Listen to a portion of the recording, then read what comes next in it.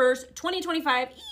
In addition to the really negative price action, we're seeing a lot of FUD regarding Binance, Strategy, Tether, China, and so much more, which is very typical in crypto.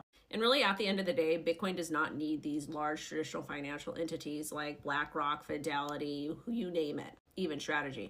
But we're all here to make as much money as ethically as possible, so we need to pay attention to these stories. And Michael Saylor's Strategy did come out and buy over 100 Bitcoin today, despite all of the bearish rumors. That's why it's always important to wait till you get confirmed sources. And with AI, you're able to do that instantly. Still not a big fan of AI. So Strategy created a $1.44 billion reserve to cover 21 months of dividends, which was funded through at the market stock sales. Strategy selling stocks to buy Bitcoin and do things like this is not new. But again, if we are in a crypto bear market, they generally last about a year. And Strategy has enough reserves for 21 months, which definitely helps them.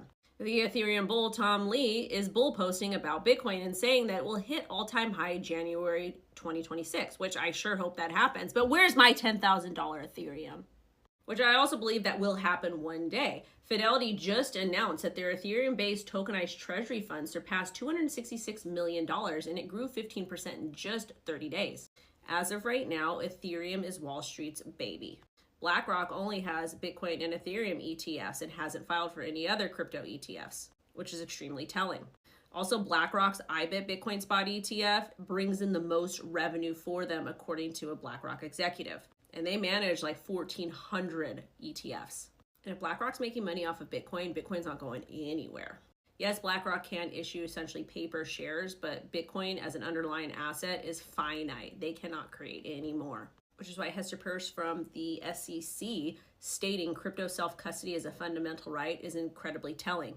To me, this is her encouraging the idea to practice self-custody of your crypto assets.